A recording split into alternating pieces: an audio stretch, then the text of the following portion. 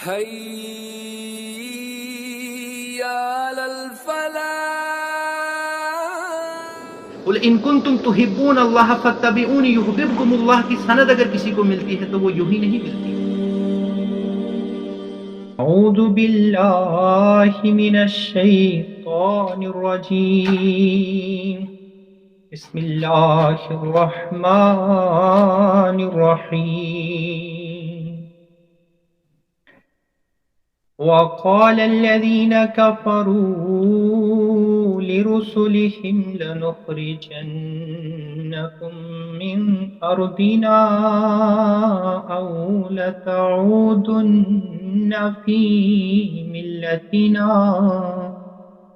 آمنت بالله صدق الله العظيم. رب اشرح لي صدري ويسر لي أمري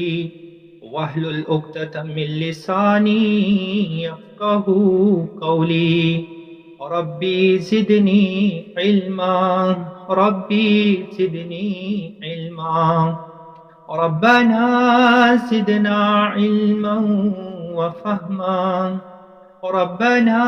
زدنا علما وحلما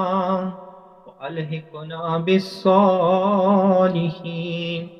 اللهم صل على سيدنا محمد وعلى آل سيدنا محمد وأصحاب سيدنا محمد وأزواج سيدنا محمد وأهل بيت سيدنا محمد وبارك وسلم عليهم. معزز و محترم توصیف صاحب و دیگر ناظرین و ناظرات، السلام علیکم ورحمۃ اللہ وبرکاتہ. اللہ تعالیٰ کا بے حد شکر و احسان ہے کہ جس نے ہمیں پھر سے اس مبارک نسبت یعنی قرآن پاک کی نسبت سے، دین اسلام کی نسبت سے جڑنے کی توفیق عطا فرمائی. جیسا کہ آپ جانتے ہیں کہ کل ہم نے سورہ الرعد کا مطالعہ مکمل کیا اور آج باضابطہ طور پہ انشاءاللہ ہم سورہ ابراہیم کا مطالعہ شروع کرنے جا رہے ہیں. اور میں آپ کے سامنے چند تعارفی کلمات پیش کروں گا. تعارفی کلمات اس لیے بھی ضروری ہوتے ہیں چونکہ اس سے ہمارے اذہان کے اندر ایک خاکہ آ جاتا ہے کہ کون سے ایسے مضامین ہیں جو اس سورہ کے اندر بیان ہونا ہے، اور شان نزول بھی ہمارے سامنے واضح ہو جاتا ہے، اور کسی قسم کی آپ کہہ سکتے ہیں کہ مشکل پیش نہیں آتی ہمیں آئندہ دروس کو سمجھنے میں. تو انتہائی اہمیت کے حامل ہوتے ہیں یہ تعارفی کلمات. سورہ ابراہیم کے نام کا جہاں تک تعلق ہے، اس سورہ کی آیت نمبر 13 کے اندر، آیت نمبر 35 کے اندر اللہ تعالیٰ کا ارشاد مبارک ہے وَإِذْ قَالَ إِبْرَاهِيمُ رَبِّ اجْعَلْ هَٰذَا الْبَلَدَ آمِنًا. تو وہاں سے اس سورہ کا نام اخذ کیا گیا ہے. اور میں ہمیشہ سے آپ کے سامنے یہ چیز بیان کرتا آ رہا ہوں کہ جب بھی قرآن پاک کی کسی سورت کا کوئی نام رکھا جاتا ہے تو اس کے قطعاً یہ معنی نہیں ہوتے کہ وہی اس کا مضمون بھی ہوگا، اسی موضوع پہ اس سورت کے اندر بحث ہوئی ہوگی. ایسا ضروری نہیں ہے. اسے ہم کہیں گے it may not be true always. At times it may be true, but always we cannot say that whatever is the name of the surah, the whole surah revolves around that very topic. ویسے ہی سورہ ابراہیم کا بھی جہاں تک تعلق ہے، یہاں پہ بھی ایسا نہیں ہے کہ پورا کا پورا سورہ جو ہے وہ حضرت ابراہیم علیہ السلام کی سیرت کے اوپر بیان کیا گیا ہے، لیکن کچھ سورہ ایسے ہیں جو کہ نام کے ساتھ ان کے مضمون کی مناسبت ہوتی ہے. جیسے کہ مثال کے طور پہ سورہ یوسف آپ کے سامنے ہے، جو کہ پورا کے پورا سورہ جو ہے وہ حضرت یوسف علیہ السلام کی جو پوری زندگی ہے اس کے اوپر مشتمل ہے. لیکن اکثر و بیشتر جو نام رکھا جاتا ہے وہ کہیں سورہ کے اندر وہ لفظ آیا ہوتا ہے جس کی وجہ سے اس سورت کا وہ نام لیا جاتا ہے۔ زمانہ نزول کے متعلق آپ سے یہ گزارش کرتا چلوں کہ یہ سورہ الرعد اور سورہ ابراہیم یہ جوڑے کی شکل میں یہ دو سورہ ہیں۔ یہ کس مناسبت سے جوڑا ہے ان کا؟ اگر آپ ان کے حجم پہ غور کریں، اگر آپ اس کے سائز پہ غور کریں تو سورہ ابراہیم اور سورہ الرعد یہ مختصر ترین صورتوں میں یہ شمار ہوتی ہے۔ جب میں مختصر ترین کہہ رہا ہوں تو باقی سورہ کے مقابلے میں relatively I am using this term, جیسے کہ آپ سورہ البقرہ دیکھیے جو کہ 40 رکوع پہ محیط ہے، اسی طرح سے باقی سورہ آپ دیکھیے کوئی 20 رکوع پہ محیط ہے، کوئی 12 رکوع پہ محیط ہے، تو اس مناسبت سے میں یہ بات کہہ رہا ہوں کہ یہ مختصر ترین صورتیں ہیں قرآن پاک کی۔ اور آپ دیکھیے ان دونوں کے جوڑے پہ اگر آپ غور کریں گے تو ایک کے اندر 6 رکوع آئے ہیں سورہ الرعد کے اندر، اور اس کے سورہ ابراہیم میں 7 رکوع۔ اور پھر آپ موضوع کے مناسبت سے بھی آپ دیکھیے کہ ان کے اندر موضوع کی مناسبت بھی پائی جاتی ہے، جہاں ہم نے دیکھا کہ سورہ الرعد کے اندر وہی بنیادی عقائد جو ہے اسلام کے وہ بیان کیے گئے ہمارے سامنے، ہمیں یہ بتایا گیا کہ توحید کس چیز کا نام ہے، رسالت کس چیز کا نام ہے، اور آخرت کے بارے میں ہمارے سامنے وہ تصور جو ہے ہمارا واضح کیا گیا۔ تو اس صورت کے اندر بھی جب ہم اس کے مضمون پہ غور کرتے ہیں تو اس کے اندر بھی وہی رنگ پایا جاتا ہے، یعنی اس کے اندر یہ بتایا گیا ہے کہ رسالت کس چیز کا نام ہے۔ رسول رحمت صلی اللہ علیہ وآلہ وسلم جو دعوت لوگوں کے سامنے پیش فرما رہے تھے، تو مکہ کا وہ معاشرہ دیکھیے، اس مضمون کا لنک میں تھوڑا سا زمانہ نزول کے ساتھ بھی جوڑنا چاہوں گا تو زیادہ چیز ہمارے سامنے، یہ جو موضوع ہے ہمارے سامنے زیادہ واضح ہو جائے گا۔ یہ سورہ اسی زمانے سے تعلق رکھتی ہے، مختلف مفسرین کرام کا اجماع ہے اس بات پہ کہ یہ سورہ بھی مکہ کے آخری دور کے اندر نازل ہوئی ہے۔ اب اس چیز کو ہم کیسے طے کر سکتے ہیں کہ کوئی سورہ جو ہے وہ آخری دور کے اندر نازل ہوئی ہے، یا وہ ابتدائی دور کے اندر مکہ کے نازل ہوئی ہے، وہ ہجرت کے بعد کے اوائل میں نازل ہوئی ہے، یا اواخر میں نازل ہوئی ہے؟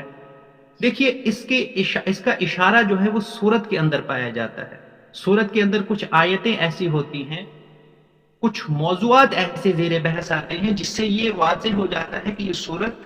کس زمانے کے اندر نازل ہوئی ہوگی۔ اسی طرح سے سورہ ابراہیم کی آیات کے اوپر جب ہم غور کرتے ہیں، جو آیت میں نے آپ کے سامنے تلاوت بھی کی،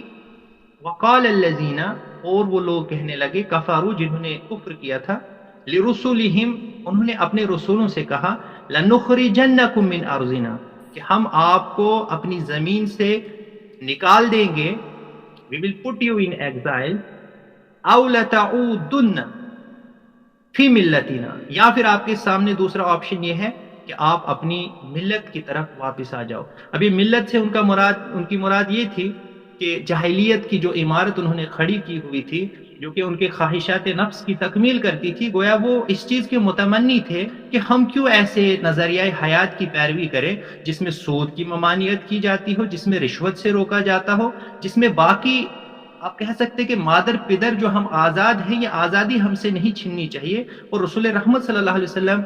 جس نظریے کی تبلیغ کر رہے ہیں، یہ نظریہ ہمارے لیے قابل قبول نہیں ہے، اس لیے وہ انہیں فرما رہے ہیں کہ آپ یا تو ہم آپ کو اس زمین سے نکال دیں گے،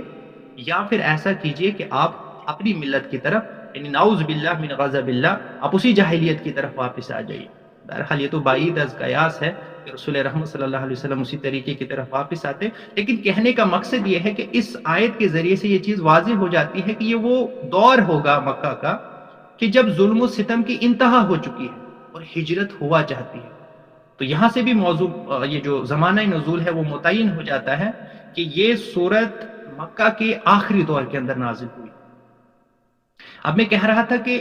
اس کا لنک میں موضوع کے ساتھ، اس کو میں موضوع کے ساتھ تھوڑا سا مربوط کرنا چاہوں گا کہ زمانہ نزول، آپ دیکھیں زمانہ نزول میں حالات ایسے ہیں کہ ظلم و ستم کی انتہا ہو چکی ہے۔ اب ظلم و ستم کس طرح سے تھا؟ وہ فزیکل پرسیکیوشن بھی تھا، وہ مینٹل پرسیکیوشن بھی تھا، ذہنی اذیت بھی وہاں پہ لوگوں کو دی جا رہی تھی، اور جسمانی طور پہ بھی صحابہ کرام رضوان اللہ تعالی علیہم اجمعین کو مختلف قسم کی اذیتیں دی جا رہی تھیں، اور کچھ اذیتیں تو ہمارے سامنے بالکل روز روشن کی طرح واضح ہے کہ حضرت بلال حبشی رضی اللہ تعالیٰ عنہ کو کس طرح سے ستایا جاتا تھا، حضرت خباب بن الارض رضی اللہ تعالیٰ عنہ کو کن تکالیف سے گزارا جاتا تھا۔ اور اسی طرح سے اب یہ تو اس وقت وہ غلام تھے اس معاشرے کے اندر، ان کو تو بالکل اوائل کے اندر بہت ستایا گیا، لیکن اب جو شرفا کے اندر شمار کیے جاتے تھے، اب صرف معیار یہ تھا ستانے کا کہ جو بھی اس دین حق کو قبول کرے گا اسے ہم کسی بھی حال میں برداشت نہیں کریں گے۔ تو یہ آخری دور تھا، رسول رحمت صلی اللہ علیہ وسلم اپنی تبلیغ لوگوں کے سامنے پیش فرما رہے تھے، اور آپ صلی اللہ علیہ وسلم کو شرح صدر حاصل تھا اس چیز کا، اور آپ صلی اللہ علیہ وسلم پوری کمٹمنٹ کے ساتھ اپنا یہ مشن جاری رکھے ہوئے تھے، یہاں تک کہ ابو طالب جو آپ کے چہیتے چچا اور آپ کا سہارا رہے ہیں اکثر مکہ کے اس دور کے اندر، انہوں نے بھی ایک موقع پہ رسول رحمت صلی اللہ علیہ وسلم سے کہا کہ اے میرے بھتیجے، اب مجھ سے نہیں ہوتا، اتنا پریشرائز مجھے کیا گیا ہے، پلیز آپ زیادہ پریشر مجھ پہ مت ڈالیے۔ اب ذرا تصور کیجئے کہ رسول رحمت صلی اللہ علیہ وسلم کو سب سے زیادہ سہارا جس شخص کا ہے، وہ شخص بھی رسول رحمت صلی اللہ علیہ وسلم سے گویا التجا کر رہا ہے کہ اب آپ مزید مجھے اس آزمائش کے اندر مت ڈالیے، لیکن رسول رحمت صلی اللہ علیہ وسلم کے اس جذبے کو سلام۔ رسول رحمت صلی اللہ علیہ وسلم جن کے متعلق اللہ تعالیٰ فرماتا ہے وَإِنَّكَ لَعَلَىٰ خُلُقٍ عَظِيمٍ، اخلاق کے اعلیٰ مرتبے کے اوپر جب قائم کیا جاتا ہے کسی شخص کو تو وہ ایسے ہی نہیں کیا جاتا۔ لَقَدْ كَانَ لَكُمْ فِي رَسُولِ اللَّهِ أُسْوَةٌ حَسَنَةٌ کی اگر سند کسی کو ملتی ہے تو سورہ احزاب کے اندر ہمارے سامنے بیان کیا گیا ہے۔ إِنَّ اللَّهَ وَمَلَائِكَتَهُ يُصَلُّونَ عَلَى النَّبِيِّ کی اگر کسی کو سند ملتی ہے تو وہ ایسے ہی نہیں ملتی ہے۔ قُلْ إِن كُنتُمْ تُحِبُّونَ اللَّهَ فَاتَّبِعُونِ يُحْبِبْكُمُ اللَّهُ کی سند اگر کسی کو ملتی ہے تو وہ یوں ہی نہیں ملتی ہے۔ خاتم النبیین کی سند اگر کسی کو ملتی ہے تو وہ یوں ہی نہیں ملتی ہے۔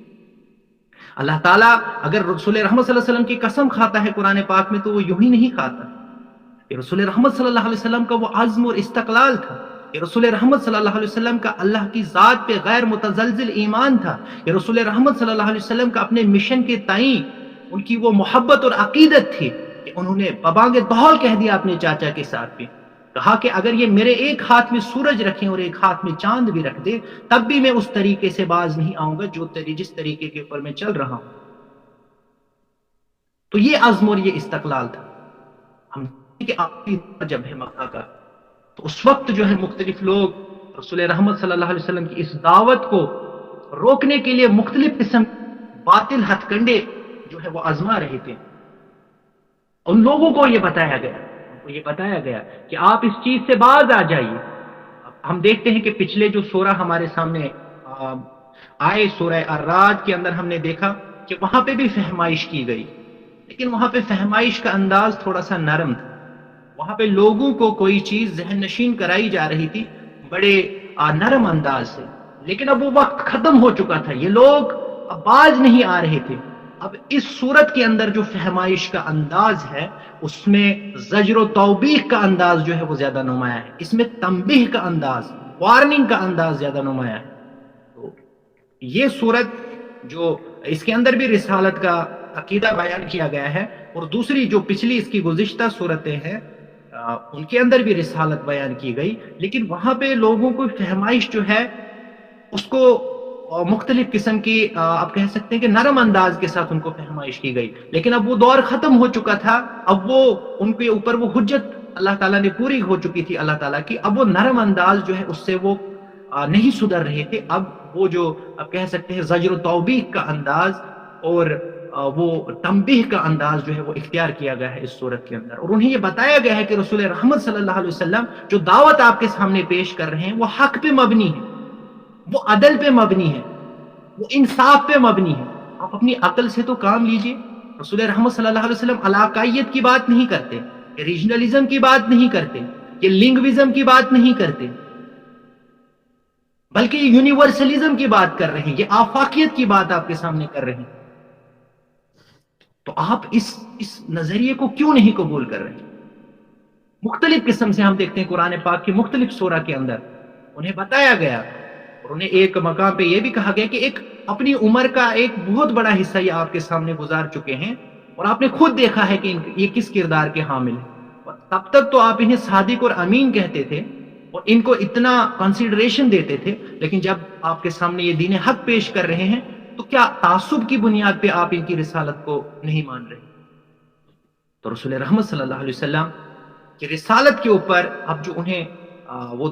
فہمائش کا انداز ہے اس کے اندر سختی آ جاتی ہے اس صورت کے اندر. اور پھر ہم دیکھتے ہیں کہ چونکہ یہ لوگ باز نہیں آ رہے تھے تو اللہ تعالیٰ فرماتا ہے کہ لَنُهْلِكَنَّ الظَّالِمِينَ، جب کوئی قوم باز نہیں آتی رسولوں کو جھٹلانے سے تو ضرور بھی ضرور پھر ہم ظالموں کو جو ہے وہ ہلاک کرتے ہیں. دوسری طرف سے اہل ایمان کا تذکرہ بھی ہوتا ہے، پیرللی اہل ایمان کا بھی تذکرہ ہوتا ہے. لَنُسْكِنَنَّكُمُ الْأَرْضَ مِن بَعْدِهِ، کہ اہل ایمان کے ساتھ اللہ تعالیٰ کیا کرتا ہے؟ اللہ تعالیٰ انہیں دوام بخشتا ہے، اللہ تعالیٰ انہیں سکونت عطا کرتا ہے اس زمین کے اندر، ہر دو اعتبار سے، فزیکلی بھی اور مانوی اعتبار سے بھی. آپ دیکھیے آج حضرت ابو بکر صدیق رضی اللہ تعالیٰ عنہ کے نام لیوا تو دنیا کے اندر پائے جاتے ہیں، آپ کو صدیقی ملیں گے لیکن آپ کو کوئی ابو لہبی نہیں ملے گا، چونکہ اللہ تعالیٰ ان کا کوئی بھی ایگزسٹنس باقی نہیں رکھتا. باطل کو اللہ تعالیٰ دوام نہیں بخشتا، اگر دوام ملتا ہے تو وہ حق کو ملتا ہے. تو اللہ تعالیٰ فرماتا ہے لَنُسْكِنَنَّكُمُ الْأَرْضَ مِن بَعْدِهِ، اہل ایمان کو یہ نوید سنائی جاتی ہے، اہل ایمان کی تسلی و تشفی کا سامان اللہ تعالیٰ اس سورہ کے اندر فرماتا ہے اور انہیں یہ بتایا جاتا ہے کہ آپ کو اللہ تعالیٰ سکونت عطا کرے گا اس زمین میں ان کے بعد. آئیے اس سورت کے کچھ اہم پہلو آپ کے سامنے میں بیان کرتا ہوں. دیکھیے اس سورت کے اندر نظریہ حیات کے بنیادی مسائل بیان کیے گئے ہیں، جس میں وحی و رسالت، عقیدہ توحید، اسی طرح سے مرنے کے بعد دوبارہ جی اٹھنا جسے بعث بعد الموت کہا گیا، اور حساب و کتاب اور جزا و سزا جو ہے، انہی موضوعات پہ یہ سورت مشتمل ہے. لیکن چونکہ اس کا نام ابراہیم ہے اور ابراہیم علیہ السلام کا نام جو اس سورت کا رکھا گیا ہے، صاحب فی ظلال القرآن اپنی تفسیر کے اندر رقم دراز ہیں کہ وہ ابراہیمی فضا جو ہے وہ پوری کی پوری اس سورت کو اپنے احاطے میں لیے ہوئے. ہم دیکھتے ہیں کہ حضرت ابراہیم علیہ السلام کس شخصیت کے حامل، جہاں آپ ایک طرف ابو الانبیاء ہیں جنہیں انبیاء کا باپ کہا گیا، چونکہ اکثر ان کی ذریت کے اندر جو ہے ہمیں بہت سارے انبیاء دکھتے ہیں. اللہ علیہ وسلم بھی انہی کی ذریت میں سے ہیں. حضرت اسماعیل علیہ السلام کی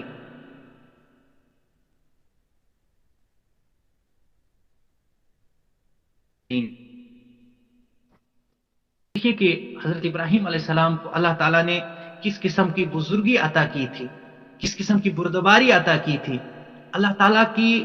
نعمتوں کا شکر ان کے اندر کس شدومت کے ساتھ پایا جاتا تھا. اور اس کے علاوہ اللہ تعالیٰ نے مختلف آزمائشوں کے ذریعے جو انہیں آزمائشوں سے جو انہیں گزارا تو کس طرح سے بحسن خوبی وہ ہر آزمائش کے اندر امتیازی نمبرات کے ساتھ کامیاب ہوئے. He got the distinction in the whole universe. اللہ تعالیٰ فرماتا ہے کہ ہم نے انہیں امام بنا دیا، لوگوں کا امام بنا دیا. امامت کی سند یوں ہی نہیں ملا کرتی، خلیل کی سند یوں ہی نہیں ملا کرتی. براہیمی نظر پیدا مگر مشکل سے ہوتی ہے، ہوس سینوں میں چھپ چھپ کر بنا لیتی ہے تصویریں. جو آج بھی ہو براہیم سا ایماں پیدا، آ کر سکتی ہے انداز گلستان پیدا. وہ ابراہیمی فضا جو ہے اس صورت کے اندر ہمیں دیکھنے کو ملتی ہے. پھر ہم دیکھتے ہیں اس صورت کے اندر بہت سارے موضوعات بیان کیے گئے، بہت سارے آپ کہہ سکتے ہیں آئیڈیولوجیکل فیکٹس، یہ نظریاتی حقائق جو ہیں اس صورت کے اندر بیان کیے گئے ہیں. لیکن دو حقائق ایسے ہیں جن کا سایہ باقی تمام حقائق کے اوپر ہمیں دیکھنے کو ملتا ہے. وہ دو حقائق کون سے ہیں؟ سب سے پہلی حقیقت جو اس صورت کے اندر ہمارے گوش گزار کی گئی ہے اور تفسیر فی ظلال القرآن کے اندر بڑے ہی بہترین انداز میں سید قطب شہید مصری رحمۃ اللہ علیہ وہ رقم دراز ہے، وہ کہتے ہیں کہ پہلی حقیقت جو اس صورت کے اندر بیان کی گئی ہے وہ یہ بتایا گیا ہے کہ جتنے بھی رسول آج تک اس دنیا میں آئے، تمام رسولوں کی دعوت ایک رہی، تمام رسولوں کا سٹانس اور تمام رسولوں کا موقف ایک رہا ہے، اور تمام رسول جو ہے وہ جاہلیت سے برسر پیکار رہے ہیں، اور ساتھ میں جاہلیت بھی ہمیشہ سے ایک ہی رہی۔ گویا نہ تو جاہلیت کبھی تبدیل ہوئی، اور نہ ہی رسولوں کا طریقہ جو ہے وہ تبدیل ہوا، نہ رسولوں کا موقف تبدیل ہوا، نہ رسولوں کی امت تبدیل ہوئی۔ کسی بھی رسول کی امت جو ہے وہ ہمیشہ سے جاہلیت کے ساتھ برسر پیکار رہی، اور جاہلیت بھی ہمیشہ سے ایک ہی اس کی کریکٹرسٹک رہی ہے۔ آپ کہہ سکتے ہیں کہ اس کا کریکٹرائزیشن اگر ہم کر سکتے ہیں، اگر اس کو ہم ڈیفائن کر سکتے ہیں، تو ڈیفائننگ فیچر جاہلیت کا ہمیشہ سے یہی رہا ہے کہ وہ دین اللہ کی تکذیب پہ مبنی ایک سسٹم ہوتا ہے۔ ایک تو یہ حقیقت ہمارے گوش گزار کی گئی ہے کہ تمام انبیاء کا مقصد وحید انسانیت کی فلاح و بہبود تھا۔ تمام انبیاء کی جو بعثت کا مقصد وحید جو ہے، ان کا مقصد ایک تھا، ان کا مقصد الگ الگ نہیں تھا، ان کی امت ایک تھی، ان کا موقف ایک تھا، ان کا مشن ایک تھا، اور رسول رحمت صلی اللہ علیہ وسلم اسی سلسلے کی آخری کڑی۔ تو یہ حقیقت بھی ہمارے سامنے اس صورت کے اندر بیان کی گئی ہے۔ اور دوسری حقیقت جس کا تذکرہ کیا گیا ہے فی ظلال القرآن کے اندر، وہ یہ کہا گیا ہے کہ اس صورت کے اندر انسان کو یہ بتایا گیا ہے کہ اللہ تعالیٰ نے آپ کو بے شمار نعمتیں ادا کی۔ غالباً آیت نمبر 36 کے اندر اللہ تعالیٰ کا ارشاد مبارک ہے، وَإِن تَعُدُّوا نِعْمَتَ اللَّهِ لَا تُحْصُوهَا، کہ انسان اگر تو اللہ تعالیٰ کی نعمتوں کو، اللہ تعالیٰ کے فیورز کو شمار کرنا چاہے تو شمار نہیں کر سکتا۔ اور سورہ الرحمن کے اندر تو غالباً 31 مرتبہ اللہ تعالیٰ فرماتا ہے فَبِأَيِّ آلَاءِ رَبِّكُمَا تُكَذِّبَانِ، بس اے جنو انس تم اللہ کی کن کن نعمتوں کو جھٹلاؤ گے۔ گویا اللہ تعالیٰ کی بے شمار نعمتیں ہیں جو اس انسان کو حاصل ہیں، اور اسی چیز کو بیان کیا گیا سورہ التکاثر کے اندر کہ لَتُسْأَلُنَّ يَوْمَئِذٍ عَنِ النَّعِيمِ، اس دن ضرور بھی ضرور آپ سے نعمتوں کا سوال کیا جائے گا کہ جو نعمتیں اللہ تعالیٰ نے آپ کو عطا کی تھی، ان نعمتوں کا حق آپ نے ادا کیا یا نہیں کیا۔ تو اس صورت کا جو دوسرا مضمون آپ کہہ سکتے ہیں، یا جو دوسرے اہم حق آپ کہہ سکتے ہیں کہ فیکٹ جو اس صورت کے اندر بیان کیا گیا ہے، وہ یہ ہے کہ اے انسان، تجھے اللہ تعالیٰ کی بے شمار نعمتیں ادا کی گئی، اور انسان کے گوش گزار یہ بات کی گئی ہے کہ اگر یہ انسان ان نعمتوں کا حق ادا کرے، اگر اللہ تعالیٰ کی عبادت میں یہ انسان اپنی زندگی بسر کرے، اللہ تعالیٰ کے حرامین اور رسول رحمت صلی اللہ علیہ وسلم کے ارشادات کے مطابق اپنی زندگی کو گزارے، تو اللہ تعالیٰ ان نعمتوں کو دوام بخشتا ہے،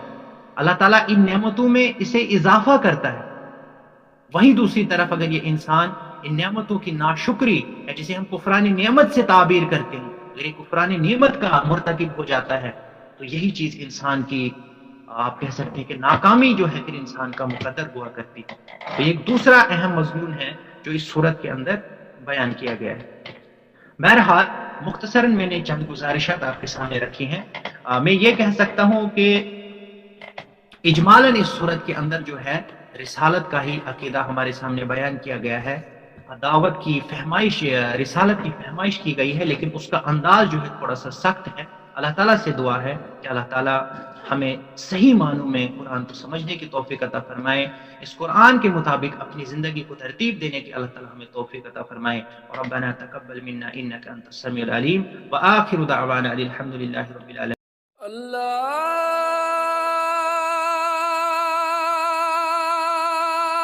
اکبر، اللہ